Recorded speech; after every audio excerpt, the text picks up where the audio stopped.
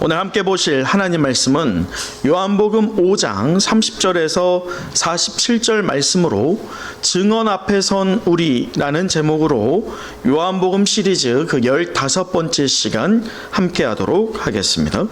그 옛날에 동물들이 살고 있는 그 숲속 마을이 있었다고 합니다. 그런데 그 숲속 마을에 큰 소문 하나가 돌았어요. 그 소문이 뭐냐면 이 산 너머 계곡에 황금 바나나가 있다는 거예요. 이 숲속 마을의 그 동물들은요 모두 다 궁금했어요. 그러면서 이 황금 바나나가 있냐 없냐를 가지고 어떻게 했을까요? 서로 편가르고 싸우기 시작하는 겁니다. 자, 그럴 때 그 마을에서 늘 말이 많고 그리고 떠들기를 좋아해서 동물들 사이에 수다 원숭이라고 유명하였던 그 원숭이 한 마리가 있었어요. 그 원숭이가 갑자기 그 동물들 사이에서 탁 하고 튀어나와서는 이렇게 말하는 거예요. 나 어제 거기 갔었어 라고 말이죠.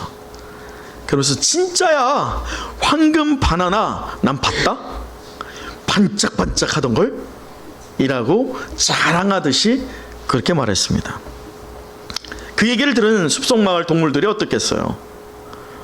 너무 궁금한 거예요. 그러면서 확인차 이렇게 질문합니다. 진짜야? 황금 바나나 어떻게 생겼어? 어떤 맛이야? 이런 질문들이 쏟아지고 있을 때에 이 수다장이 원숭이가 어떻게 대답하겠어요? 그거 먹어보진 않았는데 멀리서 봤어, 이렇게 말을 하고 그냥 훅 지나가려고 하는 거예요. 그걸 놓치지 않고 고슴도치 한 마리가 야, 그래도 멀리 있으니까 향기는 맡아봤을 거 아니야. 어떤 향기야? 라고 했더니 그냥 멀리 봤다니까 라고 하면서 야, 다른 얘기하자, 이렇게 말을 돌리더라는 거죠. 그 말을 들은 동물들은 어떤 생각을 했을까요? 저 수다장의 원숭이가 가봤다 안 가봤다? 안 가봤구나. 말은 못해요. 왜냐면 가봤다고 하니까. 말은 못하고 있는데 속으로는 안 가봤다, 그 생각을 하고 있었어요. 그런데 며칠 뒤에 그 숲속 마을에 또 한 마리의 원숭이가 있었거든요. 그 원숭이는 아주 조용하고요, 말수가 없는 원숭이였습니다. 그 원숭이는요 며칠 동안 보이지 않았어요. 며칠 만에 숲속 마을 동물들 앞에 등장을 했는데 그 원숭이의 온몸에는 진흙이 붙어 있었고 상처가 있었고 그리고 이 꼴이 말이 아니었다고 합니다. 그런데 유심히 보니까 그 과묵하고 조용한 원숭이의 한 손에 뭐가 들려 있었을까요? 황금 바나나 껍질이 들려 있는 거예요. 자, 그럴 때 이제 숲속마을 동물들은 또 어떻게 반응할까요? 너도 갔어? 라고 하면서 막 묻기 시작하는 거예요. 똑같이 안 봤잖아요. 본 적이 없잖아요. 너무 궁금한데 손에는 분명히 들려 있거든요. 그래서 물어봤더니 이 과묵하고 그리고 말수가 없었던 그 원숭이가 확신에 찬 소리로 이렇게 말했다고 합니다. 진짜 있었어. 다만 쉽게 갈 수 있는 곳은 아니야. 산도 넘어야 되고 물도 건너야 되고 진흙밭을 넘어질 수도 있고 포기하고 싶을 때도 있었지만 또 기다림도 필요하지만 하지만 황금 바나나는 진짜로 있어. 정말 맛있었어. 내 인생 최고의 바나나였어 라고 대답하자 그 이야기를 들은 숲속마을 동물들이 어떻게 했을까요? 다 믿기 시작한 거예요. 왜냐? 그 원숭이는 말이 아니라 뭘로 보여줬어요? 행동으로 보여줬기 때문입니다. 사랑하는 성령 가족 여러분, 신앙도 이와 같다고 저는 생각합니다. 여러분은 예수님을 직접 경험하셨습니까? 들어보기만 한 분이십니까? 예수님을 증인으로, 우리가 예수의 증인이라고 그렇게 불려질 때 우리가 전하는 복음도요, 어디서 들은 얘기가 아니라 여러분이 삶으로 체험한 간증이 되기를 간절히 소망합니다. 묵묵히 삶의 자리에서요, 예수를 증거하는 여러분 될 때예요, 여러분 주변 사람이 정말 예수님이 그래? 라고 반응하며 아름다운 열매로 맺어지게 될 줄 믿습니다. 아멘. 여러분, 요즘 시대는요, 확인을 요구하는 시대입니다. 다시 말해 저마다 확실한 증거를 요구해요. 그런 시대를 우리는 살아가고 있습니다. 신앙은 어떨까요? 누군가가 여러분에게 예수님이 진짜야? 라고 묻는다면 과연 여러분은 어떻게 증언하시겠어요? 오늘 말씀에서는 예수님께서 자신이 누구인지에 대해서 오늘 우리에게 친히 밝혀주고 계십니다. 여러분 기억하시죠? 오늘 본문은요, 사실 이 안식일에 38년 된 병자를 고친 사건의 연속적인 선상에 있는 말씀입니다.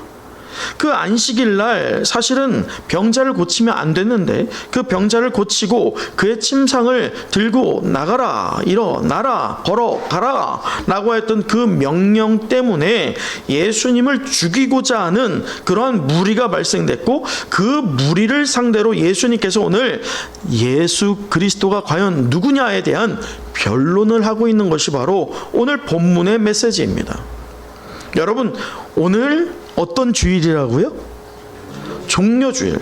이 종려주일과는 사실은 직접적인 연관을 지을 수 없는 본문인 것처럼 보여집니다. 그러나 그 주제적인 어떤 흐름, 또 이 메시지의 면에서는요, 아주 깊은 연결을 갖고 있습니다. 아시듯이 우리가 종려주일하면 어떤 날이에요? 예수님께서 무엇을 타고? 나귀를 타고 예루살렘에 입성할 때 사람들이 옷을 깔고, 그리고 무엇을 흔들었어요? 종려나무 잎을 흔들었어요. 그것이 종려주일입니다. 그들의 입에서는 외치는 소리가 있었어요. 어떤 외침입니까? 다윗의 자손이여 호산나 호산나 라고 하면서 이제 로마로부터 자신들을 구원할 것을 기대하면서 예수님을 환호했던 그날이었습니다. 하지만 우리가 앞서 광고 시간에 나눈 것처럼 그 화려한 이면에는 사람들은 이제 이 나라가 로마의 구속으로부터 해방될 것이다 라고 하는 기대감에 환호에 젖어 있었던 그날이지만, 예수님께서는 고난의 첫 발을 내딛는 바로 그날이었어요. 그럴 때 문제는요, 제자들을 비롯하여서 예수님을 향하여 환호하고 있는 대부분의 무리가 예수가 그리스도인지를 알았어요? 몰랐어요? 몰랐다는 거예요.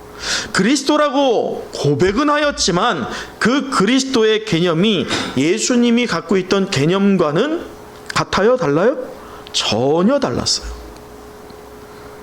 그러니 며칠 뒤에 예수님을 십자가에 못 박는 것이 어찌 보면 당연한 결과입니다.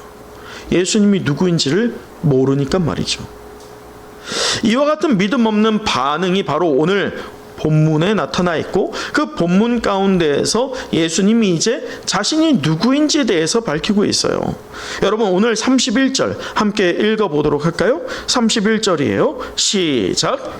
내가 만일 나를 위하여 증언하면 내 증언은 참되지 아니하되. 오늘 예수님께서는요, 나를 위하여 내가 증언하지 않겠다라고 말하는 거예요. 왜냐? 여러분, 왜 그러겠어요?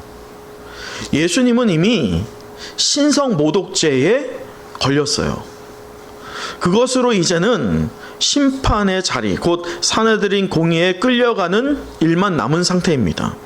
그런 상태에서 혐의가 있는데 예수님이 자기의 입으로 내가 예수 그리스도다라고 아무리 설명한다 할지라도 사람들의 마음이 변화가 있을까요? 없기 때문에 예수님께서는 31절처럼 내 증언이 참되지 않게 된다 라고 말씀하십니다. 그러면서 이어서 32절 또 읽어보도록 하죠. 32절 시작. 나를 위하여 증언하시는 이가 따로 있으니 나를 위하여 증언하시는 그 증언이 참인 줄 아노라. 여러분 보세요. 나를 위하여 증언하시는 이가 누구이십니까? 하나님이세요. 하나님께서 예수가 그리스도됨을 증언한다 라고 하면서 예수님께서 이제 과연 예수가 누구냐에 대한 그 변론을 하기 시작하십니다. 오늘 예수님이 스스로가 과연 예수 그리스도가 누구냐에 대해서 세 가지 증거를 들어서 제시하십니다. 몇 가지 증거요? 세 가지 증거. 세 가지 증거인데 모두 다 시읒자로 시작을 합니다. 첫 번째는요, 사람이고요. 두 번째는 사건이고요. 세 번째는 성경입니다.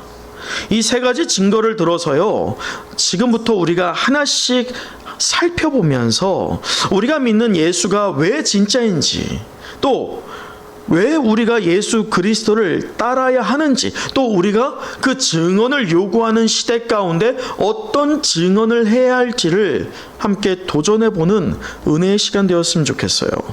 자, 다시 본문으로 돌아와서 우리 30절 말씀 읽어보도록 할까요? 30절입니다. 시작. 내가 아무것도 스스로 할 수 없노라. 되는 대로 심판하노니 나는 나의 뜻대로 하려 하지 않고 나를 보내신 이의 뜻대로 하려 함으로 내 심판은 의로우니라. 예수님께서는 우리가 지난 시간에 본 것처럼 이 심판의 주체자가 되어 주신다라고 하면서 그 심판자가 되시는 예수님이 내 뜻이 아니야, 내 뜻으로, 내 의지로 그 자리에 선 것이 아니야 라고 하면서 자신이 하나님께서 세우신 곧 동격인 분이심을 말씀하시면서 31절을 시작해서 오늘 47절까지 여러분 퀴즈 한번 내볼까요? 증언이라고 하는 말이 몇 번 나왔을까요? 증언. 사실 31절에서 32절만 봐도 단 2절에서만 몇 번 나오느냐? 5번이나 나와요. 근데 오늘 전체를 보면 10번이 나옵니다. 근데 이 10번이나 증언이라고 말씀하고 있는데 그 첫 번째 증언, 그 증거가 무엇이냐? 33절이에요. 33절. 너희가 요한에게 사람을 보내매 요한이 진리에 대하여 무엇했어요? 증언하였다. 요한이 진리에 대해서 증언하였다라고 하면서 그 사람, 첫 번째 증거되는 사람, 요한을 통해서 증거되고 있는 것이 과연 무엇이냐를 예수님께서 말씀하십니다. 여러분, 세례 요한이 어떤 사람이에요? 우리가 잘 아는 것처럼 우리가 이사야 40장 3절에 어떤 예언이 있어요? 광야에 외치는 자의, 여러분 잘 아셔야 돼요. 광야에 외치는 자, 이게 아닙니다. 광야에 외치는 자의 소리예요. 이전에 본 것처럼 이 세례 요한이 자신을 고백할 때 광야에 외치는 자의 소리예요. 소리는 실체가 아니에요. 있다가 사라지는 거예요. 실체는 실제가 있는 것이죠. 그것이 예수 그리스도죠. 그래서 우리가 알고 있는 것처럼 이 세례 요한은 예수님의 오실 길을 무엇하는 자입니까? 예비하는 자였어요. 그 예비하는 자를 향하여서 예수님께서 오늘 뭐라고 말씀하시느냐? 자, 35절 같이 또 읽어보도록 하죠. 35절입니다. 시작. 요한은 켜서 비추이는 등불이라. 너희가 한때 그 빛에 즐거이 있기를 원하였거니와. 여러분, 오늘 말씀을 보면 켜서 비추는 등불이라 라고 말하고 있죠. 사실 요즘에는요, 핸드폰에 기본적으로 이 플래시라이트 기능이 탑재되어 있어요. 혹시 집에서 등불 쏘시는 분 계십니까?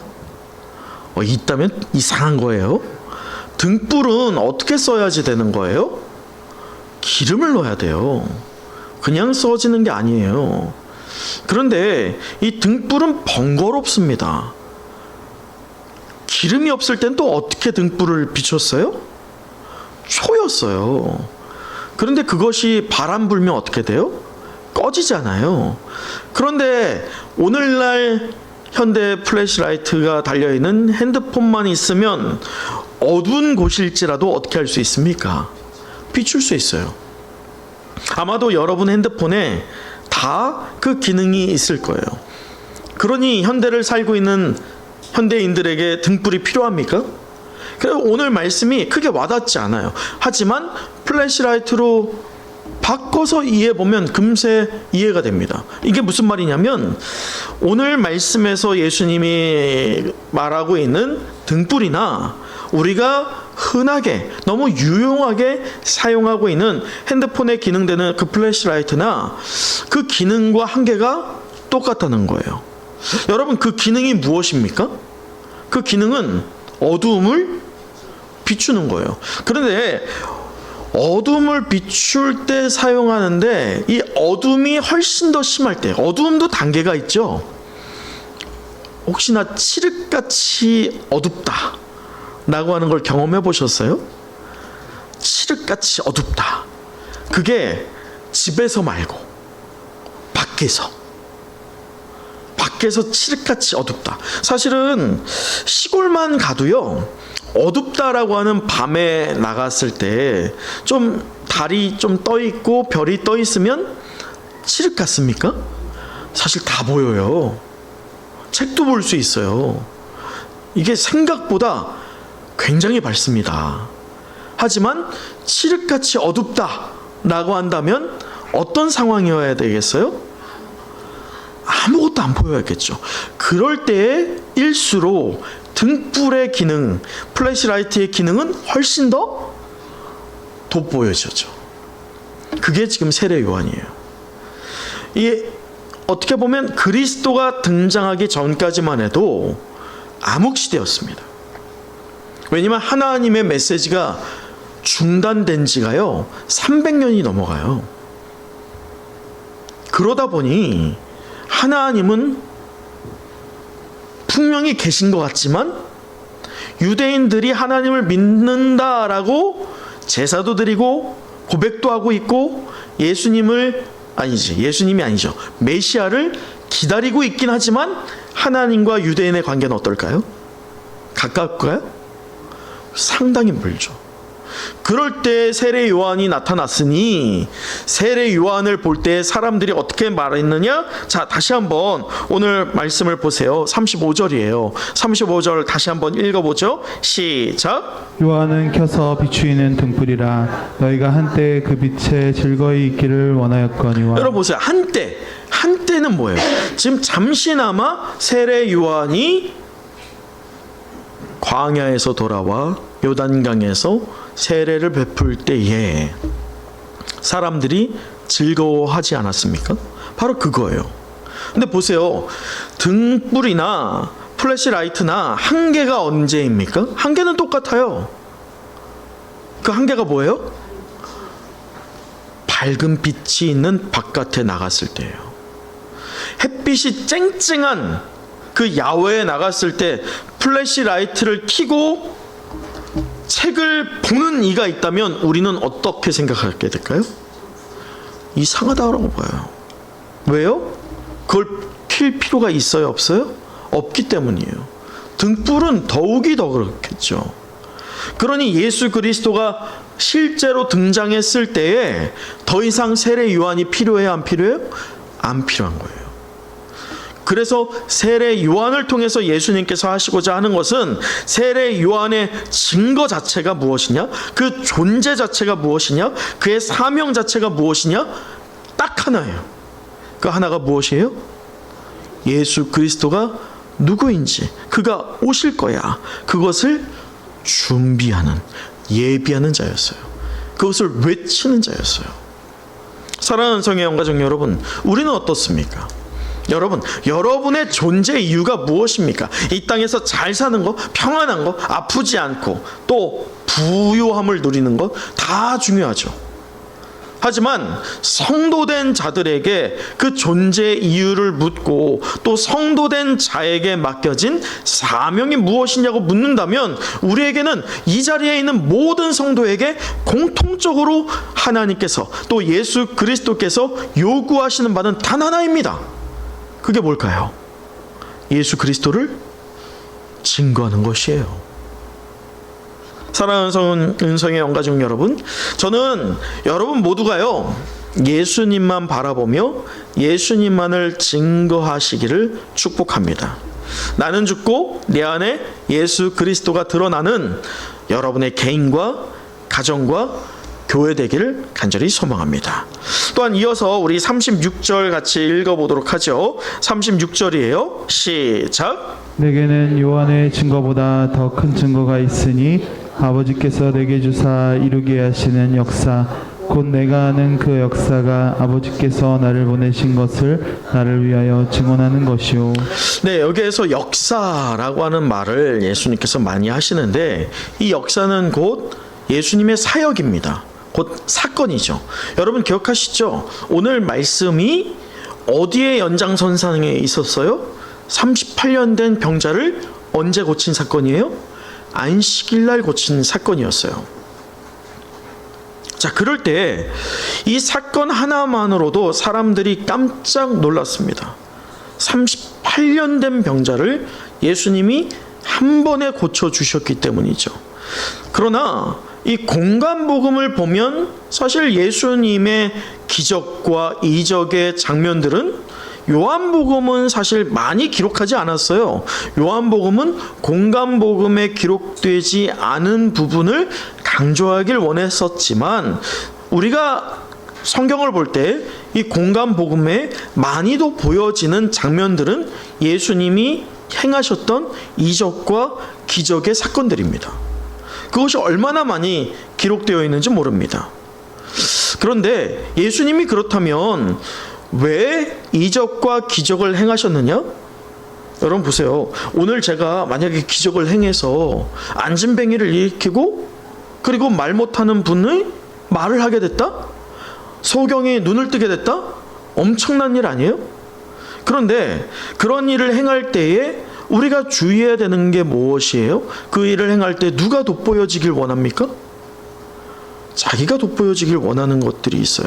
다시 말해 예수님께서 행하시는 것이요 우리가 오해하면 안 될 것이 오늘 말씀 다시 한번 보도록 할까요? 자, 36절 다시 한번 읽어보도록 하죠. 36절이에요. 시작. 내게는 요한의 증거보다 더 큰 증거가 있으니 아버지께서 내게 주사 이루게 하시는 역사 곧 내가 아는 역사가 아버지께서 나를 보내신 것을 나를 위하여 증언하는 것이요. 여러분 그러면서 37절 보세요. 또한 나를 보내신 아버지께서 친히 나를 위하여 증언하셨느니라 라고 하면서 이 예수님께서 말씀하시는 게 뭐냐면 예수님이 기적을 행한 행위가 다만 착한 행위가 아니에요. 예수님께서 행하신 기적의 원리는 무엇이냐? 하나님이 일하신다는 것을 보여주었던 거예요. 자기를 돋보였던 게 아니라 하나님이 일하신다, 이것을 보여주는 순종의 행위였습니다. 다시 말해 예수님은 자기를 돋보이기 위해서 이 역사나 사건을 바라신 것이 아니라 누구의 뜻을 드러내기 원하셨던 겁니까? 하나님의 뜻이었어요. 그 하나님의 뜻이 무엇이냐? 결국은 그 하나님 나라인데 그 하나님 나라를 가기 위해서 예수 그리스도가 과연 누구냐를 알게 하기 위해서 이 요한이 얘기하고 있는 그 표적은 기적과 이적에 가려진 것이 아니라 그 기적과 이적을 뛰어넘는 곧 예수가 누구냐를 드러내는 것이죠. 여러분, 우리의 삶도 마찬가지예요. 신앙의 길을 걷다 보면 장애물은 누구나 만납니다. 그래서 지쳐 쓰러질 때가 덜어 있어요. 그때예요. 여러분 잊지 마세요. 저와 여러분을 향하여서 과거의 역사를 바라시고 사건을 통하여 하나님의 뜻을 드러내셨던 예수님이 과거 쪽의 분이 아니라 오늘 현재에도 우리의 삶에 기적적인 역사를 바라시고 사건을 일으키시는 생생한 예수 그리스도라는 것을 잊지 말기를 바랍니다. 그리할 때 놀라운 타이밍으로 우리 두려움 속에 평안을 얻게 돼요. 그 평안은 세상이 줄 수 있는 평안이 아닙니다. 사람이 줄 수 있는 평안이 아닙니다. 오직 누가 주는 평안입니까? 예수 그리스도께서, 하나님께서 주시는 평안이라는 것입니다. 그래서 저는 여러분과 개인, 그리고 가정, 여러분 교회가 예수님이 누구신지를 믿게 하는 살아있는 역사요 사건 되기를 간절히 축복합니다. 여러분이 먼저 경험하세요. 사건을 경험하시고 역사를 경험하세요.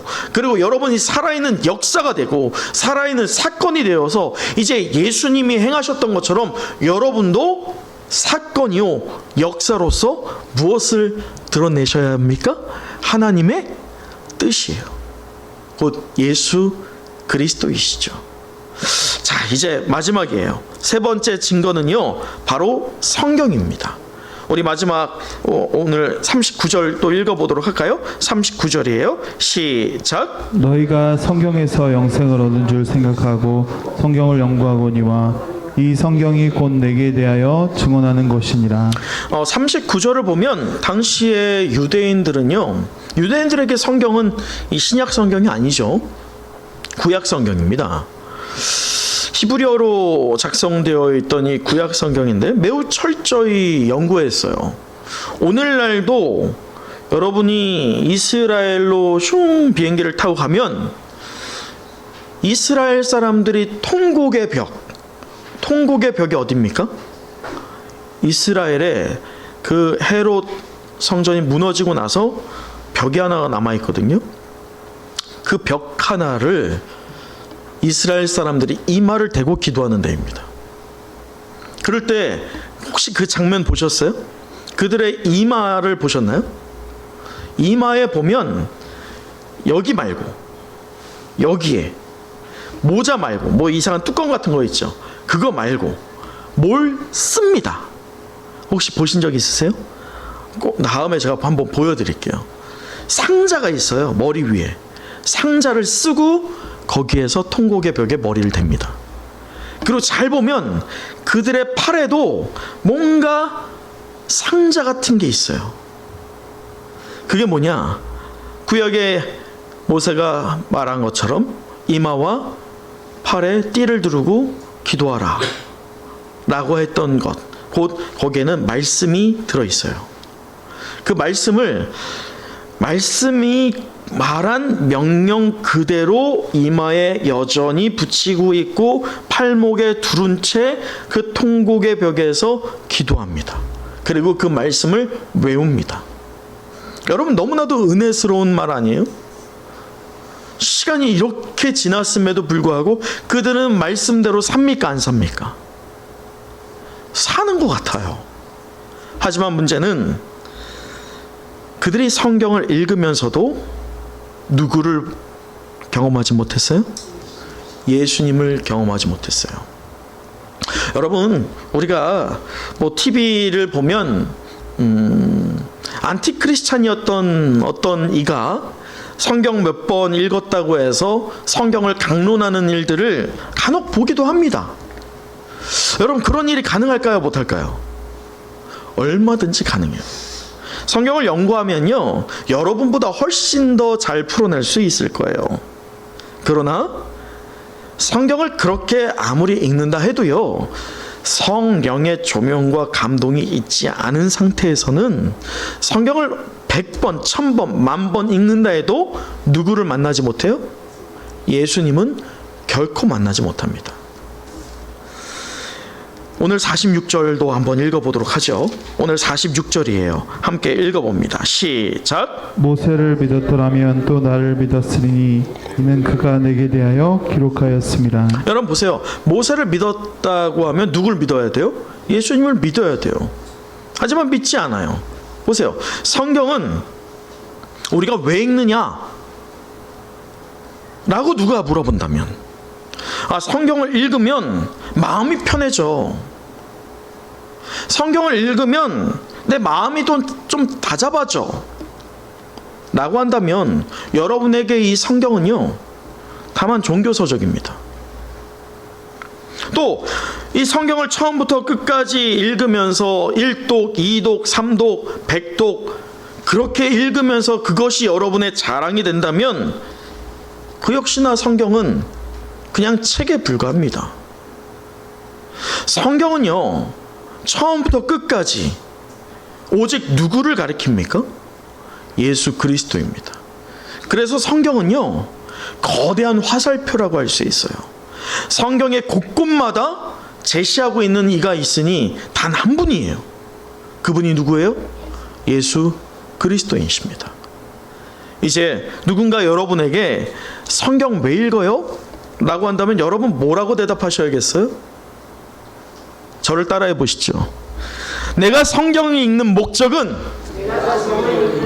다시 한번, 내가 성경을 읽는 목적은 내가 성경을 읽는 목적은 예수님을 만나기 위함이다. 예수님을 만나기 위함이다. 여러분 성경 여러분 얼마나 보시나요?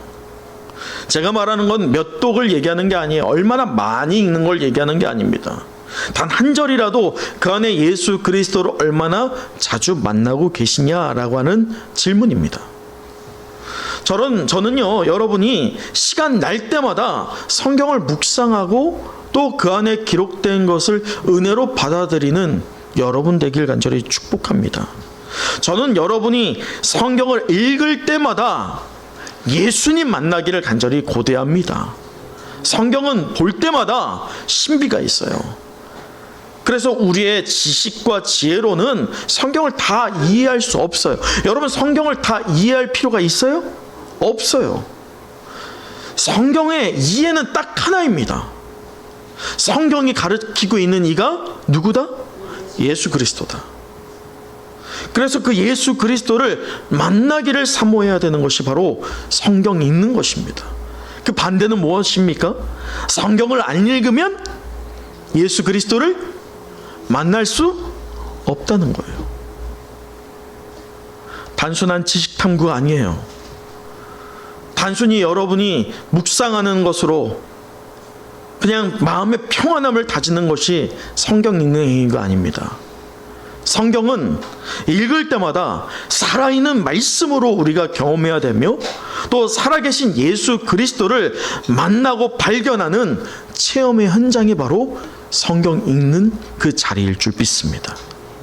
그 모습이 여러분의 가정을 바꾸게 될 것을 확신합니다.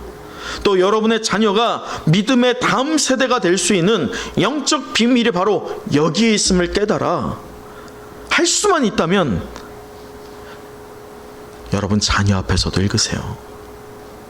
그리고 그 모습을 보이세요. 그러면서 말씀에 기록된 것도 지켜 행하시면서도 예수 그리스도를 어떻게 하셔야 돼요? 증거하세요. 말씀을 마칩니다. 오늘 우리는 요한복음 시리즈 그 15번째 시간으로 증언 앞에 선 우리라는 제목으로 은혜 말씀을 나눴는데, 우리 마지막으로 32절 다시 한번 읽어보도록 하죠. 32절입니다. 시작. 나를 위하여 증언하시는 이가 따로 있으니 나를 위하여 증언하시는 그 증언이 참인 줄 아노라. 아멘. 우린 오늘 본문을 통해서요, 예수님이 하나님의 아들이심을 명확하게 드러내는 세 가지 증거들을 살펴보았습니다. 이 모든 증거는 예수님이 단순히 선지자나 도덕적으로 최고 우위에 있는 인간이 아니라 우리를 죄에서 구원하실 하나님의 아들이심을 믿게 합니다. 하지만 예수님 시대의 유대인들은요, 이 증거들을 보면서도 들으면서도 믿었어요? 안 믿었어요? 안 믿었어요. 물론 이 시대 현대를 살아가는 현대인들도 크게 다르지 않습니다. 오늘 우리는 스스로에게 나는 정말 예수님을 믿고 있는가를 질문해 봤으면 좋겠어요. 그리고 예수님을 믿는다는 것을 단순히 그분의 존재를 인정하는 것에서 그치는 것이 아니라 그분의 말씀을 따라 살아가는 삶의 방향을 전환하는 것 되는 여러분 되시길 간절히 축복합니다. 여러분 오늘도요, 세상은 확실한 증언을 요구하십니다. 요구해요.